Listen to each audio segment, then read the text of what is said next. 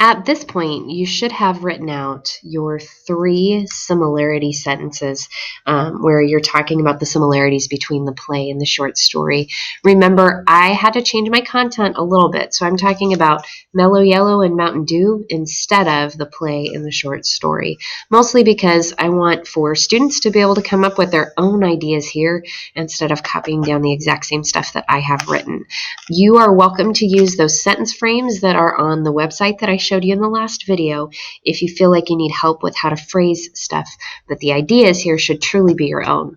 So I'd like to share with you what I came up with for my paragraph on similarities, and then spend just a little bit of time talking about this last sentence, which is my closing sentence for the paragraph. Just like my topic sentence, it is going to come back to repeat some of the same language that I used in my thesis.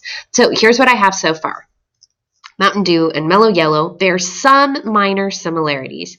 The first similarity is definitely their color. They're both comprised of yellow number 5. That's a big deal because yellow number 5 has been banned in some countries because it's not very good for you. Mountain Dew and Mellow Yellow are also the same because they have high fructose corn syrup for their sweetener. That gives them the syrupy sweet flavor everybody loves. Finally, both Mellow Yellow and Mountain Dew are lacking some important nutritional components like fiber and protein. So I've talked a little bit about their similarities.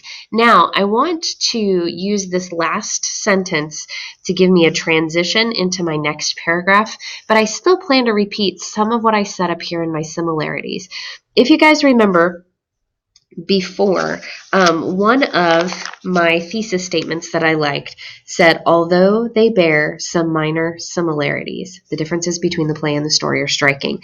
I actually want to use this language again. So I'm actually going to repeat all of these words that are underlined before I get into my next paragraph.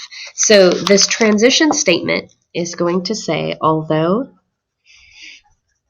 they bear some minor similarities,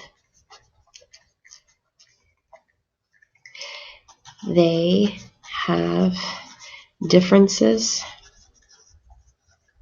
too. And this is just serving to get me into the next paragraph.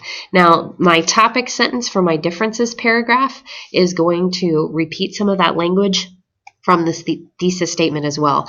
Again, we're using these templates just because they're really good for us as emerging writers. We know that not all of that vocabulary has really become a part of our language yet. So by using these templates, we can really hope to make it a part of our language and hope to make it a part of who we are as writers. So if you have finished now with your similarities paragraph, you've written your final closing sentence, then you are ready to move on to your differences paragraph.